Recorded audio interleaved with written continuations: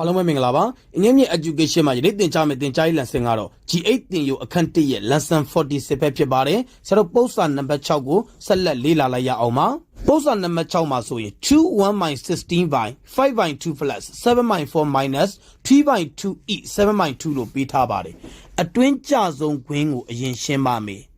ကိန်းရောကိုတွေ့ရင်အပိုင်းကိန်းပြောင်းပါမယ်အပိုင်းကိန်းပြောင်းလို့ရရှိလာသောတန်ဖိုးသည်33 by 60ပဲဖြစ်ပါတယ်ဘိုင်ကဘိုင်မှာရှေ့ကိန်းတန်ဖိုးသည်5 by 2ပါလက္ခဏာက plus ပါခွင်းထဲကကိန်းကိုဖြည့်ရှင်းပေးပါမယ်ဘုံပိုင်းကြီးဆရာတို့4ထားပါမယ်4ရှိပြီးသားဖြစ်သည့်အတွက်ပြောင်းလဲစရာမလိုပါဘူး7က7မှာလက္ခဏာက minus ပါပိုင်းကြီးကို2နဲ့မြောက်ရင်ပိုင်းဝေကိုလည်း2နဲ့မြောက်ပါတယ်2 3 6ပဲဖြစ်ပါတယ်သင်္ချာမှာ e ဆိုတာမြောက်ခြင်းမှာ7 by 2က7 by 2ပါဆက်လက်ဖြည့်ရှင်းပေးပါမယ်33 by 60 by ရှေ့ကိန်းတန်ဖိုးသည်5 by 2ပါလက္ခဏာက plus ပါခွင်းထဲကကိန်းကိုဖြည့်ရှင်းလို့ရရှိလာသောတန်ဖိုးသည်1 by 4ပါ into 7 by 2ပဲဖြစ်ပါတယ်ခွင်းထဲကကိန်းကိုဆက်လက်ဖြည့်ရှင်းတဲ့အခါမှာ operation 2မျိုးရှိပါတယ်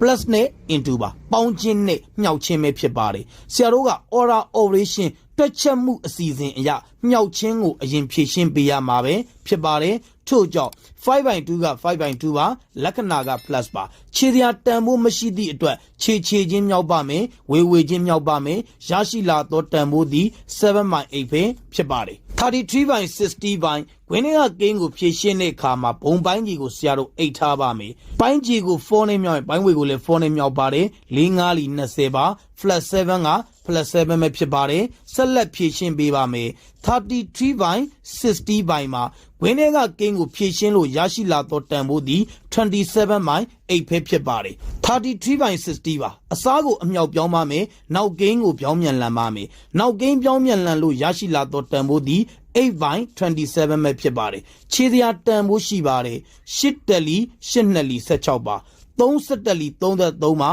3 9လီ29ပဲဖြစ်ပါတယ်နောက်ထပ်ခြေစရာတန်ဖိုးမရှိတော့သည့်အတွက်ပိုင်းကြည့်ချင်းမြောက်ပါမယ်ပိုင်းဝေချင်းမြောက်ပါမယ်ပိုင်းဝေချင်းမြောက်ရင်11မှာပိုင်းကြည့်ချင်းမြောက်ရင်2 9လီ18ပါရရှိလာတော့အဖြေကိုပြောပါဆိုရင်11 by 18ပဲဖြစ်ပါတယ်ယနေ့သင်ကြားပေးခဲ့တဲ့ပုဒ်စာနံပါတ်6ရဲ့ရှင်းလင်းချက်ကိုနားလည်လိမ့်မယ်လို့ထင်ပါတယ်အားလုံးကိုကျေးဇူးတင်ပါတယ်ရှင်လန်းချမ်းမြေ့ကြပါစေဗျာ